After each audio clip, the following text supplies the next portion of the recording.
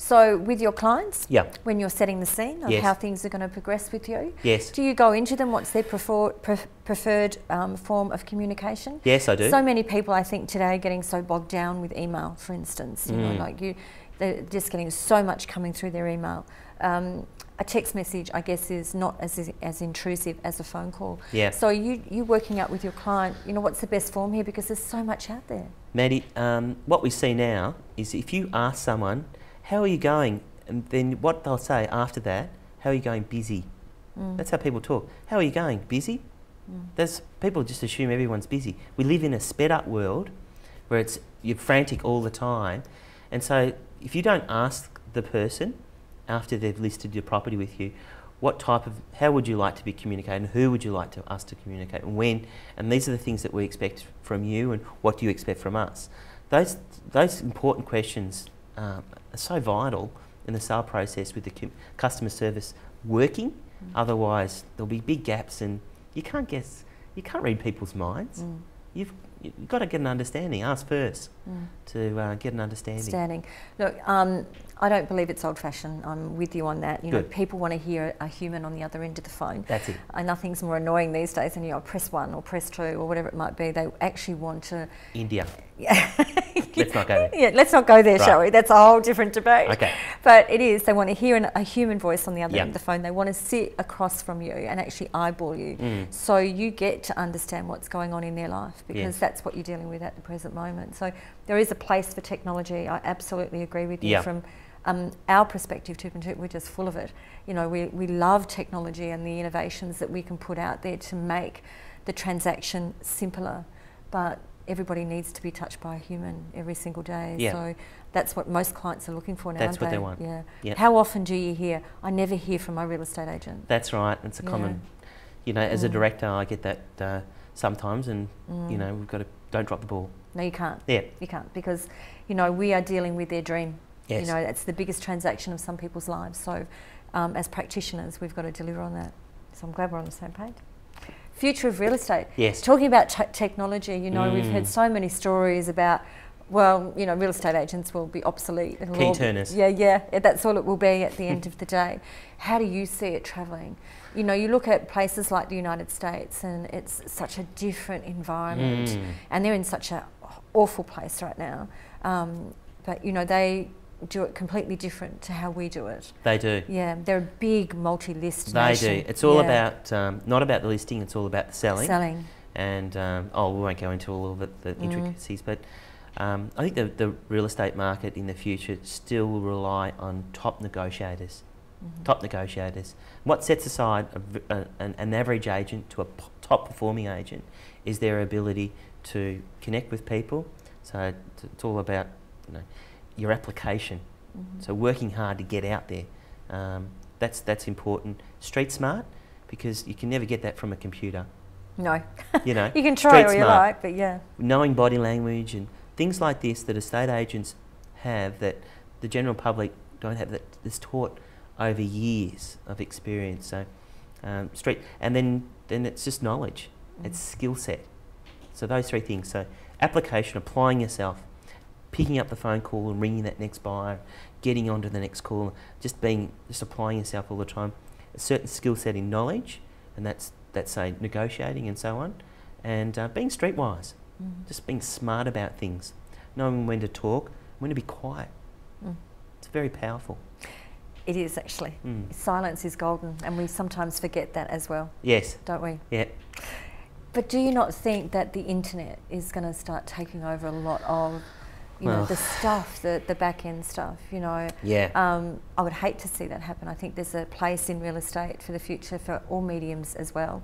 I believe, yes, you've got to be street smart, and you've got to have skills, and you've got to be able to negotiate. But if you're looking at technologies and what is happening now, it's quite scary on what is going forward, and it's getting more computerised, and I guess more robotic in selling.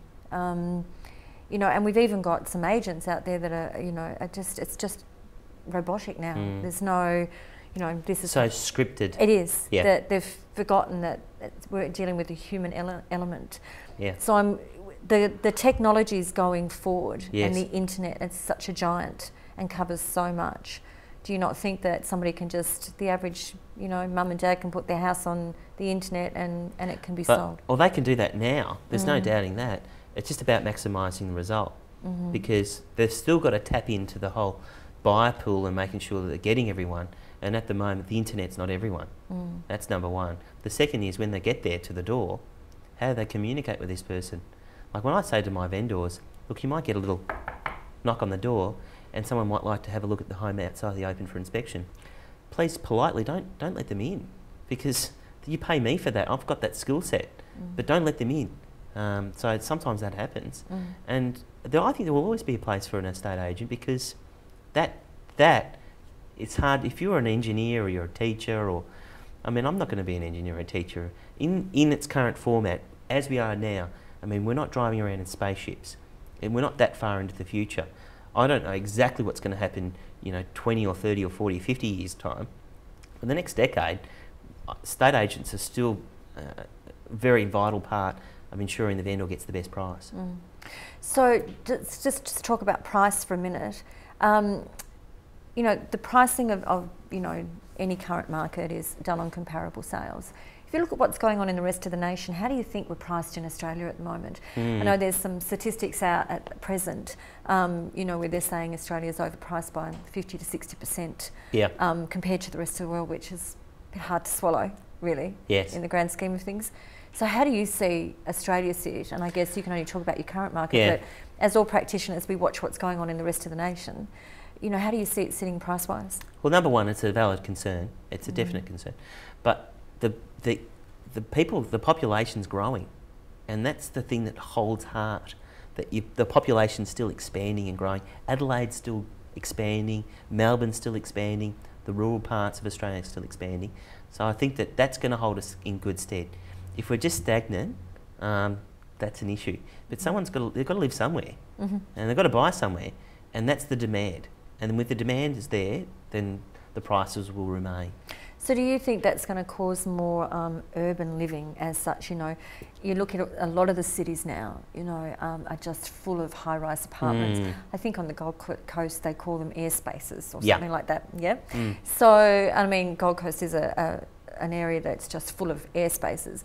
Do you think that's where, you know, the expansion's going to come from? I mean, we've got this vast country that nothing sits in the middle. Yes. But where do you feel the expansion's going to come from? Well, you see with infrastructure, say, like a place like Los Angeles, where it's all sprawled out, it's spread out. It's a massive city, but it's a really big, sprawled out city. Whereas certainly for Melbourne, I can just talk, there's sort of like city hubs. So Doncaster might be a city hub, Box Hill there might be a city hub, another one happening in Greensborough and right around, so in the western suburbs. But there'll be like cities in the cities, that type of thing. We're already starting to see that with these massive shopping centres. So they're huge, aren't they? Oh, ginormous. Great for consumers. But then around that comes communities, and they are going up higher and higher.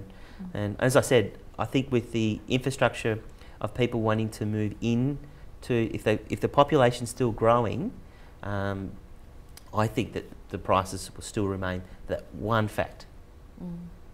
Just one more question before we close off for the day. Sure. Your goals for the rest of the year. You know, you've achieved the highest accolade in real estate in the last financial year. And we're all pushing along to the same this financial year. But you know, you've got to actually set some goals in place to achieve that. So where do you see yourself going in the next year or so?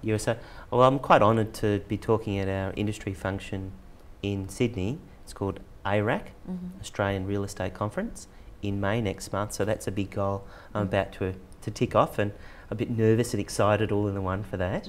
But I've got some good financial goals. I've got some big family goals that I'm looking to achieve next year specifically. I'm hoping to not double my business, and that's a fair sort of chunk up, but certainly advance that, and just be nice and happy in the way that we conduct ourselves. I mean, that's a big thing, isn't it? Absolutely. Being happy. So that's balance for me. That's great. Tim, look, I really thank you for your time today. I do appreciate it, as I know the rest of Adelaide would. It's always great to have an interstate visitor with a different insight into what's going on in the current market. Thank you. We're continually talking about it. you know, looking at the positive side of what's going on out there. Yes. For every down, there's always an up, There or is. one or two. Yes. So thank you for your time. Thanks, Mandy. And we look forward to seeing how you go in the next 12 months. Thanks a lot. You are very welcome. And everybody, thank you for joining us today on our Fireside Chat. I hope you enjoyed our interview with Tim Heavyside from Fletcher's in Melbourne. And stay tuned. We look forward to seeing you sometime next week.